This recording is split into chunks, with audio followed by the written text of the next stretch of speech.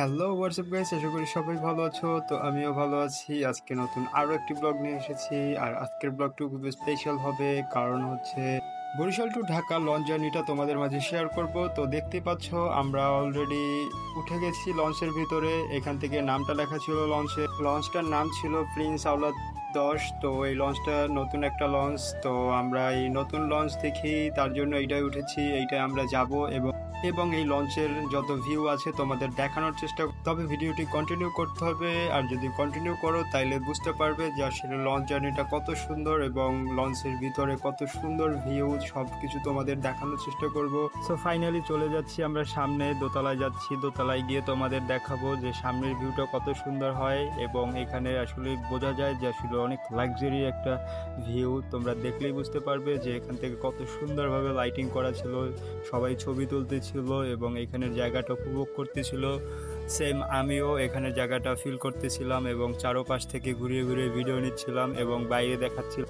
পানির উপর ভেসে যদি চাঁদ দেখা যায় তাহলে কেমন হয়? নিশ্চয়ই মন্দ নয়।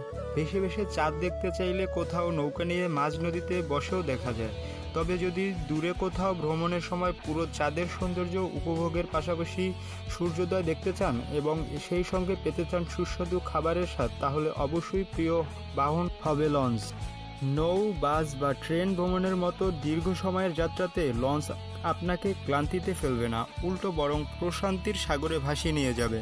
তা চাঁদ থাকুক আর না থাকুক। বরিশাল থেকে ঢাকার উদ্দেশ্যে রওনা হতে চাইলে চলে আসতে হবে বরিশাল সদরঘাটে। আর প্রত্যেকটা লঞ্চই 9টার সময় ছাড়ে। তো একটু আগে যদি আসেন তাহলে আপনি এখানের জায়গাটা ফিল করতে পারবেন এবং চারপাশটা ঘুরে দেখতে পারবেন। তো ফাইনালি আমরাও চলে আসলাম একটু আগে এসে আমরা ভিডিও করতেছিলাম এবং লঞ্চের ভিউগুলো তোমাদের দেখানোর জন্য ভিডিও করতেছিলাম। তো তোমরা অবশ্যই কমেন্টে জানাবে যে ভিউগুলো কেমন হয়েছে এবং লঞ্চের ভিতরটা কত সুন্দর, তোমরা অবশ্যই জানাবে। তো দেখতেই পাচ্ছ সামনে সবাই সামনের ফিল নিচ্ছিল, এখান থেকে সামনে অনেক বাতাস ছিল। তো আমরা আবার চারপাশটা ঘুরে দেখাচ্ছিলাম। এই যে দেখতে পাচ্ছ দুই পাশে, এগুলো হচ্ছে কেবিন রুম। তো আমরা এখান থেকে থার্ড ফ্লোরে যাওয়ার জন্য আর কি রাস্তা খুঁজতেছিলাম। তো আমরা অলরেডি রাস্তা খুঁজে পাচ্ছিলাম না, এই দিক থেকে ওইদিকে যাচ্ছিলাম। তো আবার আমরা সামনের দিকে চলে যাচ্ছি যে আসলে কোথা দিয়ে আসলে সামনে ওঠা যায়, সেই জায়গাটা আমরা খুঁজতেছিলাম। 300 টাকা থেকে 10,000 টাকার ভিতরে ঢাকা যাওয়ার উন্নত মানের সব থেকে ভালো লঞ্চগুলোর মধ্যে রয়েছে সুন্দরবন 15, প্রিন্স আওলাদ 10, ফারাবত 12, অ্যাডভেঞ্চার 1, মানামি, সুরভি 7, পটুয়াখালী 2, এমভি ফারহান ইত্যাদি আরও অনেক লঞ্চ রয়েছে। এই লঞ্চগুলোতে আপনি চাইলে খুব রিল্যাক্সে চলে যেতে পারবেন। বরিশাল থেকে লঞ্চ 9:30টায় ঢাকা গিয়ে পৌঁছায় ভোর 5টার সময়। লঞ্চে ডেকের ভাড়া সবচেয়ে কম, 300 টাকার মধ্যে ডেকে বসে শুয়ে যাতায়াত করা যায়। এটি লঞ্চের একদম নিচতলায়। সিঙ্গেল কেবিনের ভাড়া সাধারণত 1,000 টাকা, একজন যেতে পারে। ডাবল কেবিনের ভাড়া 2,000 টাকা, 2 জন যেতে পারে। এগুলোতে ফ্যান ও এসি সার্ভিস রয়েছে, লকার রয়েছে এবং টেলিভিশন ও মোবাইল চার্জ দেওয়ার পোর্ট রয়েছে। ফ্যামিলি কেবিনের ভাড়া 2,500 থেকে 3,000 টাকা। ফ্যামিলি কেবিনে 2টি টিকিট কিনলেও ভ্রমণ করা যায় 3 জন। খাওয়া দাওয়া শেষ করে আবারও যেতে পারেন ছাদে নদীর সৌন্দর্য উপভোগ করতে।